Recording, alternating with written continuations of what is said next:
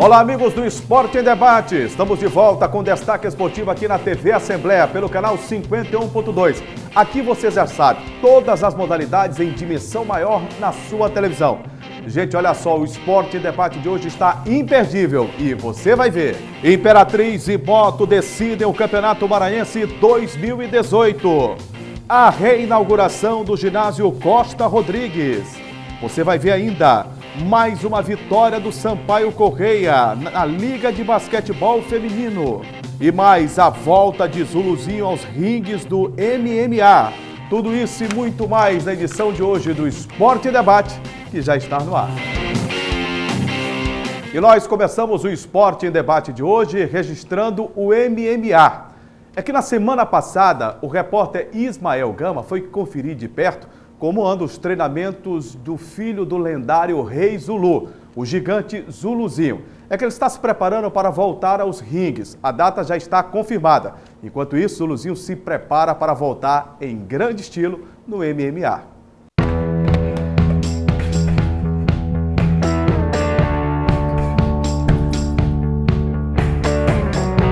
Os treinos de Wagner Conceição Martins, mais conhecido como Zuluzinho, começaram há pouco mais de 2 meses nesta academia em São Luís. São cerca de 8 horas diárias no ringue e em outros equipamentos para buscar a forma ideal para participar da competição.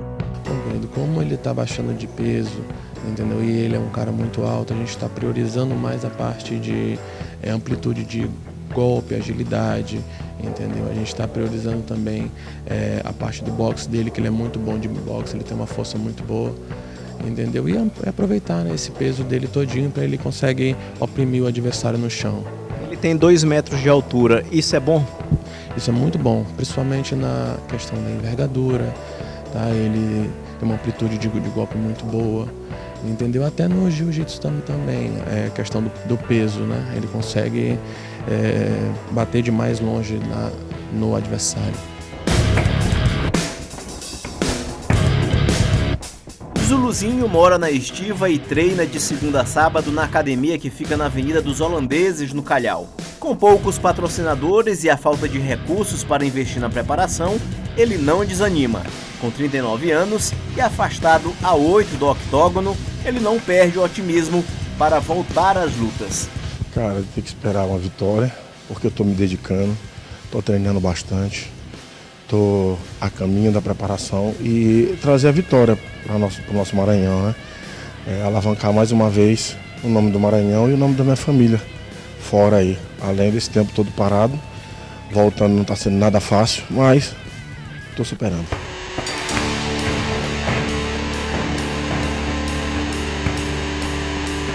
Das 18 lutas que participou, Zuluzinho venceu 9, sendo que 7 foram por nocaute, 1 por finalização e 1 por decisão. Foram 8 derrotas, 4 por nocaute, 4 por finalização e 1 sem resultado. Ainda faltam mais de 3 meses de preparação para Zuluzinho subir ao ringue, com o adversário do Rio de Janeiro. As lutas estão marcadas para o dia 2 de junho. Além de Zuluzinho, mais 21 atletas vão participar da 9ª edição do Imortal FC9 aqui em São Luís. O evento a nível nacional, que já está aí, vai vir para a sua 9ª edição agora, então eles já têm a relação de atletas deles, né? E aí a gente ficou encarregado aí de selecionar os melhores maranhenses para estar participando e lutando contra o pessoal aí do Brasil todo. Como é que os maranhenses estão se saindo nessa preparação? Estou muito bem, né? A gente já está fazendo um trabalho há alguns anos de preparar esses atletas e a gente já leva eles para lutar fora, né? Fora do estado e até fora do país. Então a gente selecionou os melhores, o Zuluzinho na luta principal, com certeza contra um grande adversário, mas os maranhenses vão dar conta do recado, não tenho dúvida. O adversário do filho do lendário Rei Zulu é Cabo Job, e Zuluzinho mandou um recado para ele. Cara, ele é cabo, né? Então, aqui no Maranhão a gente tem mania de quebrar o cabo no meio. Então eu vou te quebrar, cabo. Pode vir à vontade que eu estou preparado para ti.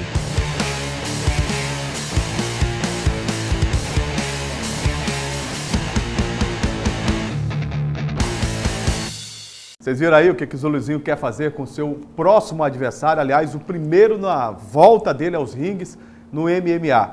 Vou receber aqui o Gregório Dantas, está sempre com a gente aqui, analisando esses fatos do esporte. Tudo bem, Jurinho? Tudo bem, Greg? Tudo bom. Você viu aí que o Zuluzinho tá... O Zuluzinho tá fera, né, Jurinho? Tá prometendo aí ele disse que quebrar o cabo. Ele disse que vai quebrar o cabo e ele tá voltando com tudo aí, né, Jurinho? Eu vou lembrar também esse período... Depois de um longo período, inatividade aí do Zuluzinho, até separei aqui algumas informações, Jurinho. Ele tá parado desde 2010, então é muito tempo, até para se reabilitar, né? É muito tempo parado e para se recondicionar fisicamente, ganhar ritmo de luta... Complicado. Vai ter que correr quanto tempo? Isso, mas ele já está treinando aí na academia do André Bradar, né? Que por sinal é organizador de eventos. Vai organizar esse evento, vai acontecer no dia 2 de junho, né? Vai ser um grande evento, tá todo mundo esperando, viu? Exatamente, vamos ter outros lutadores maranhenses também participando, mas o foco é o Zuluzinho, galera. E olha, separei algumas informações aqui do Zuluzinho. No cartel dele constam, Juliana, 18 lutas, 9 vitórias, 7 por nocaute, 1 finalização e 1 por decisão. O Zuluzinho tem 8 derrotas na carreira. Bom lembrar também que lutou o Pride, enfrentou grandes lutadores como o Fedor, enfrentou também o Crocop. Então o Zuluzinho tem uma carreira extensa, né, no MMA mundial, né, no MMA brasileiro. E por sinal também, filho do lendário Rei Zulu, né? Tinha muita coisa a mostrar, né? Isso é que mais causa frisson, porque filho do lendário Rei Zulu, né? Você sabe que o Zulu foi uma figura exponencial, né, do esporte maranhense. Brilhou não só nacionalmente, mas também internacionalmente. Colocou o Zuluzinho para dar os primeiros passos, né? Ele seguiu, de repente deu uma parada. A gente espera que ele possa voltar bem, né? Fazer uma grande luta. Esperamos que ele possa voltar bem, que essa preparação dele, está treinando 8 horas por dia, como o Ismael mostrou aí, né? Lá perdendo pesado bem para perder esse peso aí, que o Zuluzinho tá muito grande, viu, Jurinho? Tá muito grande. Há uma diferença entre o Zuluzinho e o Rei Zulu. Isso. Você vê, o Rei Zulu sempre foi massa muscular mesmo, né? E o Zuluzinho tem gordura, né? Tem muita, né? E um cara que perdemos bastante para... Que tem 2,1 metros, né? Tá com algo... Muito alto. Muito alto. Então o Zuluzinho volta aos rings, volta à disputa do MMA há muito tempo parado. Vamos torcer que esse recondicionamento físico dele venha a contento, né? E ele possa enfrentar o Cabo Job do jeito que ele falou, né? Quebrar o cabo, né? Mas hoje a metodologia de treinamento, ela mudou bastante, né? Do aspecto artesanal que o Rei Zulu utilizava, você se lembra? Pegando pneu de trator e tal. Sim. Hoje já não existe mais nada disso. Hoje você tem uma mecânica, né, e uma tecnologia que favorece muito. Inclusive para aqueles lutadores que estão abaixo do peso, você acompanha, né? Sim. Acima do peso, o que eles fazem para poder perder o peso e chegar no dia da luta em condição? O acompanhamento profissional. O Zuluzinho está treinando lá jiu-jitsu, né? Também com o André Bradar, que é professor de Muay Thai. Então, especialista de Muay Thai. Então acho que dá tranquilo aí pro Zuluzinho voltar aos rings aí, tem tempo, né? A luta só dia 2 de junho, ainda tem tempo para ele voltar com tudo aí e realmente botar para quebrar, né, Júlio? É verdade, a gente espera. Depois do intervalo, o esporte amador volta à sua casa. Você vai ver a reinauguração do ginásio Costa Rodrigues. Segura aí que daqui a pouco a gente volta.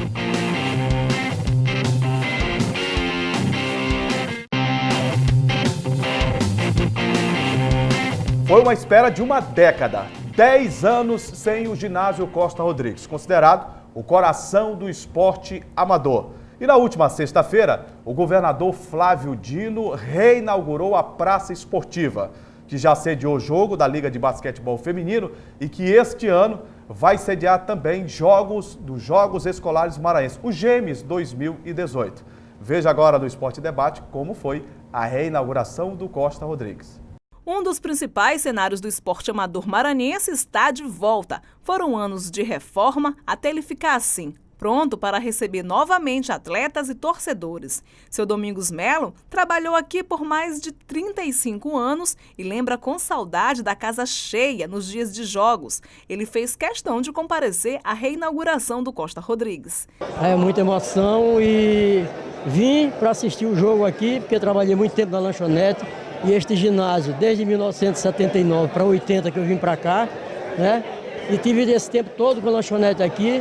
Saímos depois que quebrou para a reforma, mas saiu o último a sair daqui foi eu. E hoje vim completar aqui essa felicidade de assistir à inauguração desse nosso ginásio lindo aqui, que eu acho que esse pessoal todo que estão aqui quase já jogaram nesse ginásio, já passaram por aqui. O ginásio Costa Rodrigues foi construído na década de 60 e com mais de 50 anos ainda é um dos maiores símbolos do esporte amador do Maranhão. Foi fechado pela primeira vez em 2008 para uma grande reforma e já passou por vários reparos. Mas somente 10 anos depois é que ele volta a ser entregue totalmente novo à população. Ao lado de autoridades políticas, o governador entregou a última obra orçada em cerca de 2 milhões de reais. Depois de 10 anos, ele está definitivamente, verdadeiramente entregue a todos os esportistas do Maranhão. Esse ginásio que é uma referência para tantas e tantas equipes de vários esportes, não só do Maranhão, mas também de outros estados. Grandes campeonatos já aconteceram aqui. E tenho certeza que essa referência muito forte do ontem vai ser hoje confirmada com um belo espetáculo de basquete e nós teremos doravante dezenas, centenas, milhares de atletas fazendo a alegria do povo do Maranhão.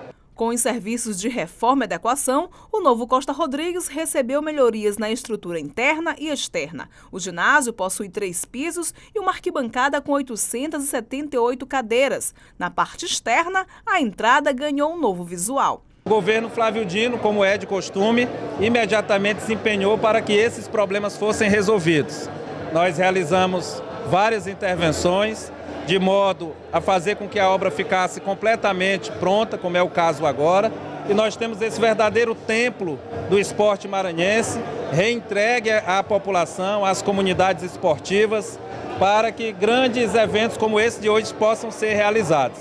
Então nós estamos muito contentes, nós da Secretaria de Infraestrutura, em parceria com a Secretaria de Esportes e Lazer, sob o comando do governador Flávio Dino, de poder cumprir mais essa tarefa. É mais um equipamento público importante que é entregue para a população maranhense. A deputada Ana do Gás e o deputado Sérgio Frota participaram da reinauguração. Sérgio Frota, que também é presidente do time do Sampaio Correia, destacou a importância do ginásio para o esporte maranhense. Eu gostaria de parabenizar o governo do estado na pessoa do governador Flávio Dino, do secretário de Esporte, Everton Pereira, e na pessoa do secretário de Infraestrutura também, que foi fundamental.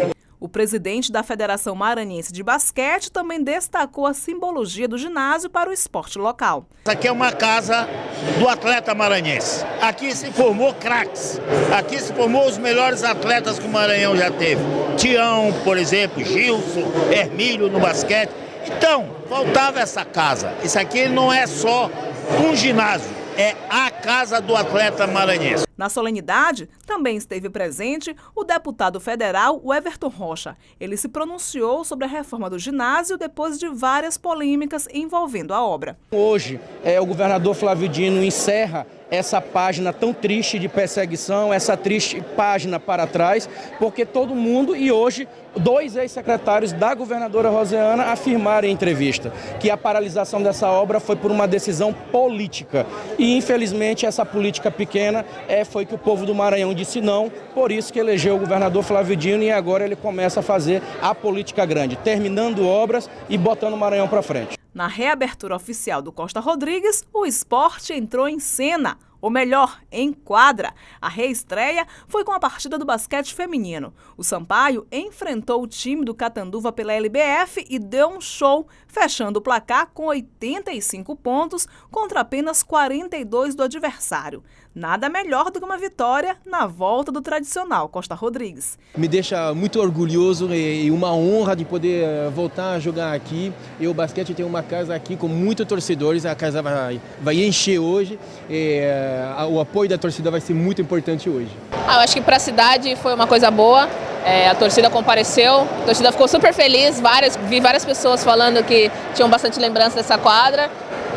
Então foi importante e para a gente, mais ainda, nós estamos numa crescente, a gente traçou algumas metas para o nosso time, hoje alcançamos uma, mas é um passo de cada vez. E o torcedor, é claro, matou a saudade de vibrar pelo time preferido e fazer um barulhão no tradicional Costa Rodrigues, uma das praças esportivas mais importantes do Maranhão. Relembro os tempos de Gêmeos, os áureos tempos de Gêmeos, né?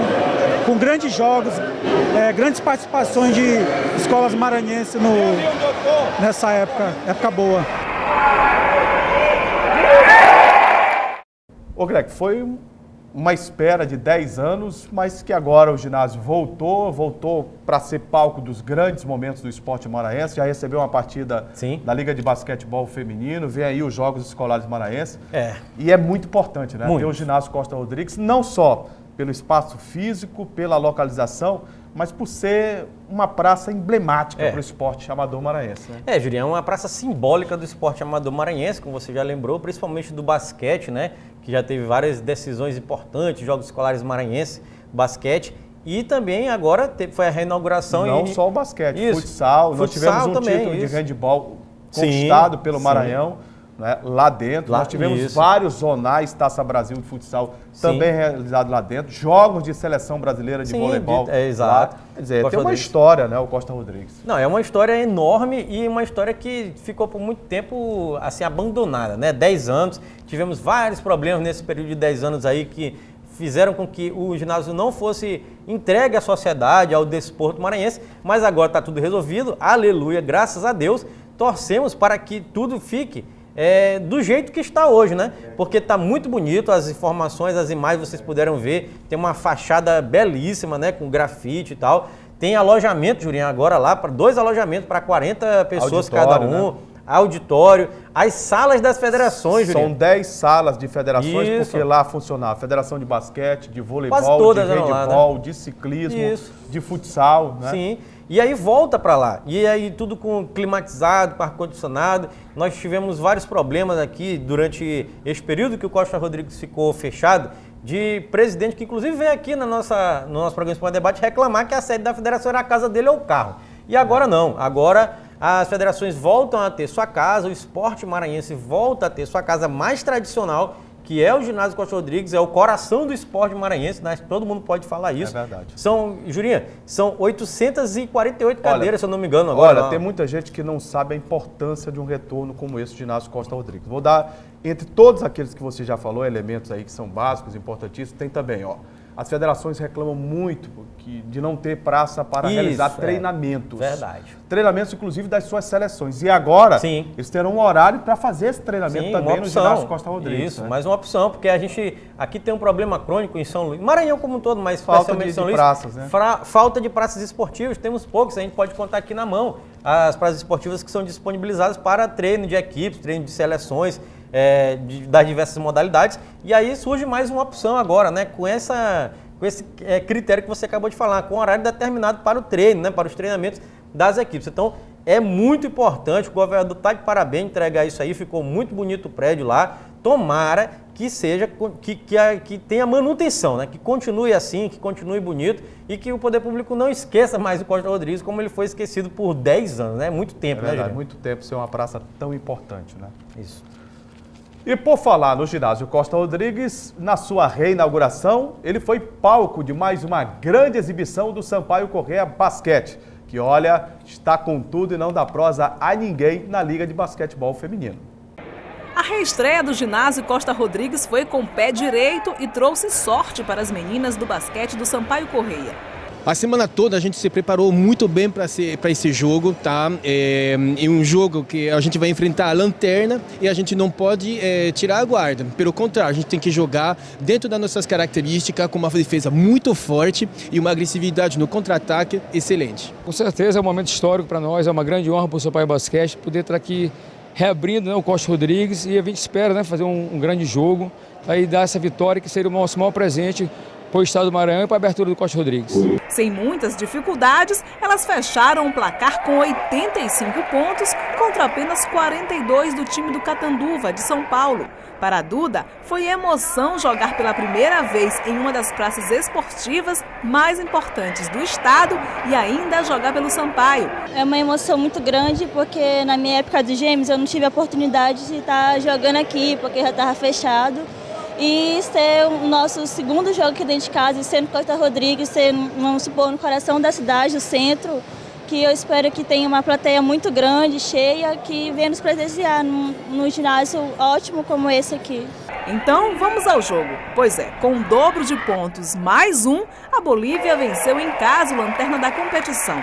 E a vitória muito se deve ao desempenho da Jackson e de Tati, destaques na partida. Acho que para a cidade foi uma coisa boa. A torcida compareceu, a torcida ficou super feliz, vi várias pessoas falando que tinham bastante lembrança dessa quadra. Então foi importante e pra gente, mais ainda, nós estamos numa crescente, a gente traçou algumas metas pro nosso time, hoje alcançamos uma, mas é um passo de cada vez. O Sampaio dominou o primeiro quarto, mostrando quem manda em casa. Na primeira parcial, terminou com 9 pontos de vantagem, 17 contra 8 do Catanduva, e a vantagem no placar foi só aumentando. No segundo quarto, o Catanduva continuava sem forças para reverter a situação, enquanto o time da casa marcou 27 pontos. O visitante marcou apenas 11. O Sampaio foi para o terceiro tempo com 25 pontos a mais, 44-19. E a vantagem foi seguindo pelos próximos minutos de jogo. As anfitriões iam vencendo com 66 pontos contra apenas 28 do rival. No último quarto, a diferença diminuiu, mas o Sampaio ainda dominava a partida. Com 43 pontos de vantagem, o time da casa finalizou no novo Costa Rodrigues a partida com um placar de 85-42. Que a gente não conseguiu fazer aquilo que nós esperávamos fazer. Eu acho que o Sampaio foi eficiente, tem o mérito delas. E é continuar trabalhando e entrar melhor para o próximo jogo. Agora o Sampaio, vindo de 6 vitórias seguidas na LBF Caixa, continua em busca de mais um triunfo no torneio nacional para se consolidar na segunda colocação da competição. Já o Catanduva vive uma situação super difícil no campeonato. Ô Greg, foi uma boa vitória, marcou a reinauguração do ginásio Costa Rodrigues. Legal, que legal ver o basquete voltar a vencer, né? É verdade, Jurinha. E foi adequado, Jurinha, porque o time do Sampaio Corrêa Basquete está muito bem, Jurinha. Então, muito bem. Nada melhor do que levar o Sampaio Corrêa Basquete para fazer essa inauguração, a reinauguração do ginásio Costa Rodrigues. O Sampaio Corrêa, Jurinha, esse jogo contra o Catanduva, que por sinal é a pior equipe da LBF 2018, ganhou por 85-42, jogo realizado na sexta-feira, né? Logo depois dessa solenidade de abertura de reinauguração do Costa Rodrigues, e também um final de semana muito importante para o Sampaio, né? Porque logo depois o Sampaio, no domingo, enfrentou o Presidente Venceslau, desta vez lá no Castelinho, e esse final de semana é simbólico, porque marcou os 95 anos do Sampaio Corrêa, né? Que logo mais a gente vai falar. 95 anos de uma história, a gente pode falar agora, uma história maravilhosa que tem o Sampaio Corrêa, né? 95 anos. Quer dizer, a contagem é regressiva para o centenário do Sampaio. Daqui a 5 anos o Sampaio completa 100 anos de história no futebol e nos esportes também, e nas outras modalidades. Você vê que no final de semana o time profissional do futebol não jogou, mas tivemos, olha, o basquete com 2 vitórias, contra Catanduva e Presidente Venceslau. E domingo, isso. Foi a 7ª, a Liga de Basquetebol Feminina apresenta o Sampaio numa fase muito boa. Vice-líder isolado. Buscando o 2º título dentro da LBF. Sim. Também tivemos no final de semana uma vitória épica do Sampaio Corrêa no Campeonato Brasileiro A2. O Sampaio enfrentou uma equipe do Mato Grosso, perdia por 4-0 e virou para 5-4. Foi uma vitória heróica. Antológica. Antológica, heróica, né? É verdade, Jurinha. E o Sampaio é um time glorioso, né? Um time tricampeão brasileiro de futebol profissional de campo. É o único que tem título de campeão da Série B, foi em 72, o Brasileirinho. Campeão brasileiro da Série C, em 1997, invicto. Campeão brasileiro da Série D em 2012, também invicto, né? Isso. O Sampaio, que foi terceiro na Comebol. Exatamente. Né? Competição a nível internacional, que hoje é a Copa Sul-Americana, era a Comebol. Anteriormente, o Sampaio foi terceiro, perdeu para o campeão da competição, que foi o Santos. O Sampaio é o maior vencedor de estaduais, 33 anos. 33 títulos. E no final de semana, o presidente Sérgio Frota anunciou finalmente a assinatura de contrato, patrocínio master fechado para o Sampaio com a Caixa Econômica Federal. E está vibrando muito porque poucas equipes no futebol brasileiro têm esse patrocínio. Para ter o patrocínio da Caixa, você tem que estar na Série A ou Série B e com a CND, que é a certidão negativa de débitos, com os tributos federais. Tudo certinho. Isso o Sampaio apresentou, tem, e por isso ganhou a chancela agora da Caixa Econômica Federal. O Sampaio não revelou as cifras, mas gira em torno de 1.300.000, 1.500.000 reais. O patrocínio da Caixa com o Sampaio. Fundamental, né? Importantíssimo. Foi um final de semana de conquistas, né, para o Sampaio Corrêa, né? Tanto no basquete como você bem lembrou do futebol feminino que aconteceu lá no Castelão, a virada heróica, né, do Sampaio Corrêa. E também a celebração, né, deste acordo financeiro, patrocínio com a Caixa Econômica, que era tão esperado, tão sonhado pelo presidente Sérgio Frota, torcedor do Sampaio. Tão buscado, tão né? buscado. Políticos tentaram intervir a favor disso, né? O deputado aqui, Roberto Costa, trabalhou nesse sentido. Junto à superintendência da Caixa. Exatamente. Tivemos será algo em torno de 1.300.000 a 1.500.000 reais, o que é fundamental para o planejamento do ano de 2018. Mas, Jurinha, tem que falar do jogo, rapaz, do Sampaio e Catanduva, né? Porque o Sampaio, rapaz, ganhou por 85-42, né? Como a gente falou, nessa reinauguração do ginásio Costa Rodrigues. E, mais uma vez, meu amigo, destaque, a Brian Jackson, né? A jogadora lá que veio da Liga Universitária dos Estados Unidos, comandou o Sampaio. Tá jogando exatamente, 21 pontos. E a Tati Pacheco ficou lá pertinho ali, ó, viu? 18 pontos. Nesse jogo contra o Catanduva, o Sampaio chega nesse jogo aqui... Só um detalhe, o Sampaio enfrentou na sexta-feira, Catanduva, né, no ginásio Costa Rodrigues. Isso. E jogou no domingo, né? Contra o presidente Venceslau. Foi no ginásio Castelinho. No Castelinho, lá a vitória foi por 55-42, né? E, de novo, o destaque ficou por conta da Tati Pacheco e da Brian Jackson, que fizeram 11 pontos cada um. Então, o Sampaio está muito bem. Essa vitória aqui do Castelinho, até separei aqui uma informação, fez com que o Sampaio, Julinha, chegasse a 8 vitórias e apenas 2 derrotas na competição, na LBF 2018, né? E é uma campanha muito boa. Emblemática, né? Uma campanha que está lembrando aquela campanha de 2016, onde o Sampaio foi campeão, comandado pela Isene Castro dentro de quadra. Falando de Sampaio ainda, mas agora de futebol, o Tricolor joga nesta quinta-feira pela Copa do Nordeste, encerra sua participação na primeira fase, já classificado para a segunda fase, diante do CSA, o Centro Esportivo Alagoano, às 19 horas, no Estádio Castelão. O Ceará também joga no mesmo horário. Se o Sampaio vencer e o Ceará tropeçar, o Sampaio toma a liderança do grupo D da Copa do Nordeste. Se o Ceará conquistar o resultado, o Sampaio permanece em segundo, mas já está classificado para a segunda fase da Copa do Nordeste. A diretoria anunciou, inclusive, ainda há pouco, a contratação do atacante Magrão. 9 gols, né, na Série campeonato da Série A2 do Paulista pelo Sertãozinho. Sertãozinho, exatamente. Vem para reforçar o Sampaio. Um centroavante, 33 anos, né, experiente, né, que fez 9 gols, ou seja, tá vindo de uma boa temporada junto ao Sertãozinho, foi o artilheiro. Agora tem que marcar gol aqui, né? Tem que marcar gol aqui, mas ele vem com know-how, né? Vem com credencial, porque ele é o artilheiro da segunda divisão do Campeonato Paulista, né? Então, vem. Eu tenho a informação também que o presidente Sérgio Frota vai contratar mais um centroavante, né? Que pode ser o Carlão, que pode ser o São Caetano, exatamente, que jogou no Paraná. Que jogou no Paraná e está no São Caetano, que pode ser o Carlão. E também tem a informação de mais um lateral, mais um zagueiro, 2 meias e um jogador de lado de campo, né? Que o Sampaio ainda quer buscar mais uma peça dessa de lado de campo, porque tem o Fumaça, tem agora o Maradona, né? E aí teria mais uma opção, esse jogador para fazer as beiradas, né? Como o pessoal está gostando de falar. Eu acho que o Sampaio está trabalhando bem nesse período de, vamos dizer assim, de intertemporada, né? Porque está acabou o Campeonato Maranhense, mas tem esse jogo agora quinta-feira importantíssimo, na minha opinião, contra o CSA. E dia 14 de abril tem a Série B. Exato, por isso que eu falei intertemporada, porque dia 14 começa a Série B, que é o campeonato mais importante do ano para o Sampaio, né? O Sampaio precisa fazer uma boa temporada nessa Série B, é fundamental. E essas contratações vêm para isso. Eu acho que se montar um elenco com essas peças-chave, eu até avalio que são corretas. Essas contratações que eu acabei de falar, dessas posições, estou falando dessas posições especificamente, o Sampaio vem muito bem diante do CSA, Julinho. É bom lembrar que, como você destacou, o Sampaio ganhando assume a liderança. Se o Ceará não ganhar, né? Não ganhar a equipe do Salgueiro, o Sampaio assume a liderança. É porque o Ceará tem 10 pontos, o Sampaio tem 8. Tem 8. Se o Ceará vencer, vai para 13, o Sampaio vencendo vai para 11. Isso, aí não adianta. Então o Sampaio pode assumir a liderança se o Ceará não obter a vitória, não conseguir a vitória, né? Diante da equipe do Salgueiro. Né?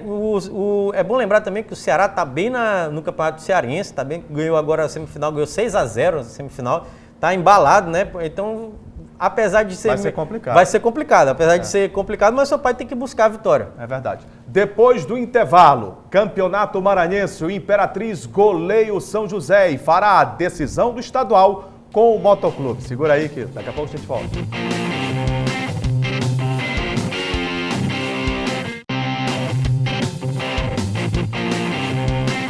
As semifinais do Campeonato Maranhense de Futebol terminaram e os finalistas estão conhecidos já. Imperatriz e Moto. Moto e Imperatriz vão decidir o título. Mas o Papão do Norte, para chegar à decisão do Campeonato Maranhense de Futebol, empatou com o Maranhão Atlético Clube. Como era o detentor da vantagem, o time rubro-negro avançou e o Maranhão está eliminado do Estadual 2018. O Maranhão Atlético Clube começou melhor, criando mais oportunidades. Logo aos 4 minutos, Eloy lançou para Cris, que já tentava entrar na área do Moto, mas a arbitragem marcou o impedimento. Nesse outro lance, Eloy achou Denilson pela direita. O lateral chegou batendo e o paredão Rodrigo Ramos fez uma bela defesa. Aos 10, após cobrança de falta, Denilson tentou novamente. Rodrigo Ramos repetiu a boa atuação. O Moto não parecia bem, mas Val Barreto apareceu para aliviar a tensão. Após contra-ataque, sobrou para o artilheiro, que chutou forte e abriu o placar. Moto 1, Maranhão 0. O gol deixou o jogo mais equilibrado e a situação do MAC ainda mais complicada, já que com a desvantagem do empate, precisava virar a partida. O Papão do Norte seguia aproveitando os contra-ataques e o Bode Gregório perdendo suas chances. Final de primeiro tempo, 1-0. O torcedor motense gostou do que viu nos primeiros 45 minutos. Mas aí o Moto precisa melhorar muito, né? Porque ele tá deixando de virar muita bola aí nos contra-ataques. Vamos ver se melhora no segundo tempo. Mas esse placar tá bom, né? Tá levando a gente pra final. Tô gostando, até agora o Moto tá dominando o jogo, a meu ver, entendeu? O Mike tá se aproveitando de uma situação tática do Moto, mas o Moto tá controlando bem o jogo, já perdeu vários gols, então acho que a partida hoje dá pra gente. Dá pra dizer um palpite aí no intervalo? Acho que 2-0 tá bom, pra não judiar muito com o Bode. Durante o segundo tempo, o jogo seguiu duro. Em 2 lances diferentes, uma expulsão para cada lado. Luiz Fernando pelo time do MAC e Betão pela equipe do Moto. O último cartão vermelho ainda resultou em pênalti, bem convertido pelo atacante Emerson. Tudo igual no placar.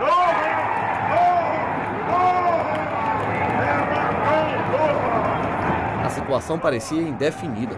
A igualdade dava a vaga na final para o Moto.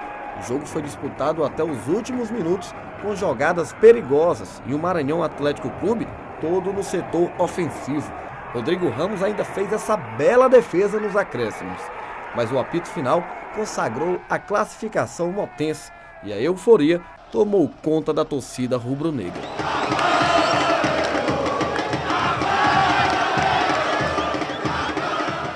Ô Greg, sim, eu gostei, não gostei foi do horário do jogo, mas gostei da partida entre Moto e Maranhão, Maranhão e Moto. Partida bem disputada, sim, né?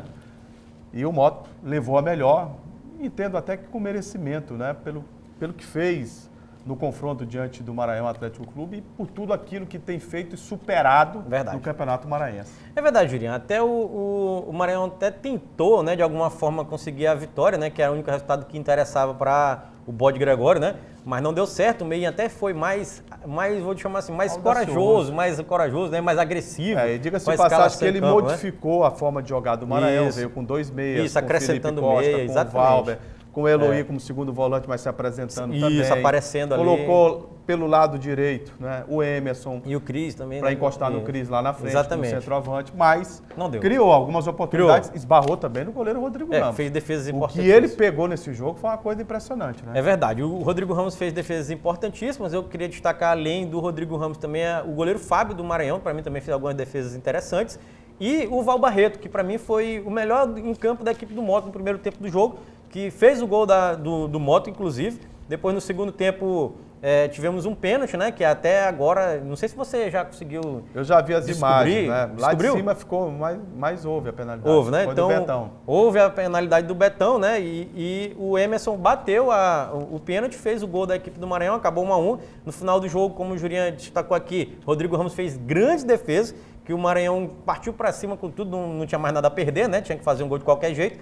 E o Rodrigo Ramos fez grande defesa, mas não deu. O Moto passa para a finalíssima do Campeonato Maranhense. Minha crítica fica com, mais uma vez, a respeito da Federação Maranhense de Futebol, que marca um jogo por um horário totalmente sem noção, vou chamar de sem noção, absurdo, né? 9h45 da noite de uma quinta-feira, o trabalhador vai trabalhar sai para trabalhar, meu amigo, 6 horas da manhã, alguns 5h30, né, Ricardo? 5h30 da manhã e não tem condição de sair de um estádio de meia-noite. Você sabe aquele Absurdo. último jogo, esse jogo Moto e Maranhão? Sim. Você sabe que hora eu consegui chegar em casa? Que hora, Juliano? Por volta de 1h da manhã. É isso, meu amigo. Você, tá entendendo? é claro. Para assim, trabalhar no outro dia, É né? complicado. É muito complicado. É complicado. É muito complicado, é muito difícil. Gleitos que teve lá, Gleitos foi a fazer a matéria, finalmente trabalhou nesse dia lá no jogo. Mas esse devia ter ficado lá até hoje. Para compensar os dias que ele não foi trabalhar lá no jogo do Moto e Maranhão. O jogo acabou 1-1. É muito complicado para o torcedor, rapaz. A Federação Maranhense não pensa no torcedor. Eu tenho a clareza, absolutamente tranquilidade para falar disso. Não pensa. Ele não está nem aí para o torcedor. A Federação, na sexta-feira passada, baixou uma portaria determinando dia 5 de abril e dia 8. Dia 5 de abril, uma quinta-feira, 21h45, o primeiro jogo da decisão. Sim. Que será aqui. E dia 8, o segundo jogo da decisão, domingo, às 18 horas. Sim. Quer dizer, 2 horários incomuns demais. Porque Totalmente. domingo geralmente é 4 ou 5 horas da tarde. No máximo 5. Aí você bota para 6, já complica. E numa quinta-feira, uma decisão de campeonato maranhense, com todos esses problemas que você citou ainda há pouco, quer dizer, a federação não está preocupada, primeiro, com os clubes, que são filiados. Não, tá nem aí para os clubes. A federação não ouviu os clubes. Não. A federação não deu ouvidos de maneira nenhuma ao que os dirigentes pensam e querem. E que falaram que queriam... A federação não ouve a imprensa. A Não, imprensa tem divulgado, tem reclamado, batido na mesma tecla, o horário é incomum, o horário é inapropriado, por uma série de aspectos que a gente tem aqui, problema de transporte, a questão da segurança também, do torcedor para chegar em casa. O outro dia, que é o dia de trabalho, nada disso a federação leva em consideração. Quer dizer, é uma intransigência absurdo, imensa brutal. E demonstra até um autoritarismo da federação. Eu não sei por que a federação não tem diálogo com os clubes. Não tem. O mínimo diálogo, nós temos algumas informações de bastidores que é um problema pessoal, né? Mas é um problema pessoal entre o Rangina que está e o... interferindo no futebol. Isso. Entre o Rangina... E cadê o presidente da federação para resolver esse problema? Mas tem que deixar claro. Entre o Rangina e o presidente em exercício do Moto, o Natanael Júnior.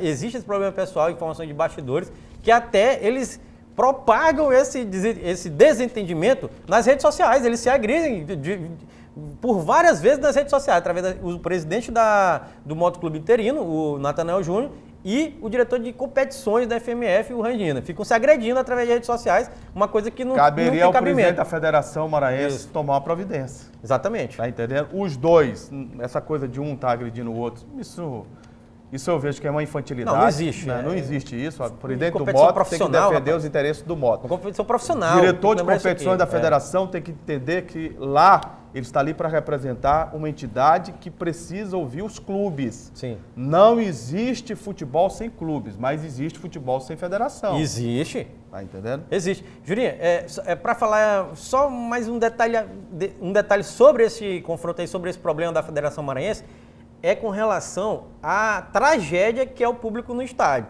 Porque o jogo que foi realizado, o primeiro jogo que foi realizado no final de semana, tivemos 3.300 pessoas, não foi? 3.300 pessoas? De qual jogo? O primeiro jogo, entre MAC e o primeiro jogo da semifinal. O primeiro jogo foi acima de 3.300 pessoas.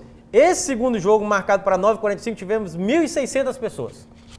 Bem aí... Pagantes, muito menos. Isso, mas bem aí você identifica o problema que é um jogo 9h45 da noite. Tá bem claro, né? Tá bem claro. Um jogo sábado 13h45, como foi realizado, não foi sábado 13h45, primeiro jogo da semifinal, tivemos 3.300 pessoas. A exceção do jogo lá em Imperatriz, que deu um bom público, né? Ainda não foi divulgado oficialmente, mas creio que acima de 6.000 torcedores, vai ser o maior público do campeonato. Vai.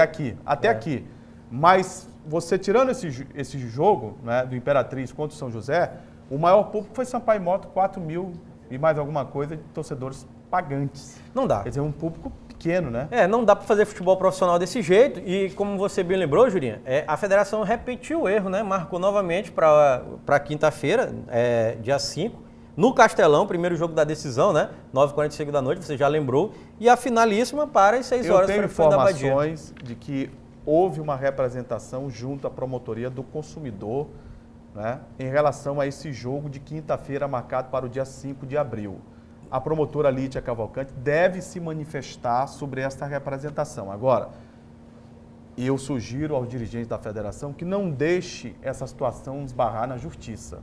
Ano passado tivemos um campeonato judicializado, tá entendendo? Que uma série de problemas aqui no Tribunal de Justiça Desportiva do Maranhão, foi para o Rio de Janeiro, o campeonato ficou parado. Não é possível que nós vamos viver uma situação como aquela de 2017 neste ano de 2018. Por que não sentar à mesa, dirigentes da federação, dirigentes dos dois clubes, Moto e Imperatriz, dirigentes da televisão, que têm o interesse também, por que não ceder em relação a um horário como esse, tarde da noite, em uma quinta-feira, que é incomum para uma decisão de campeonato maranhense?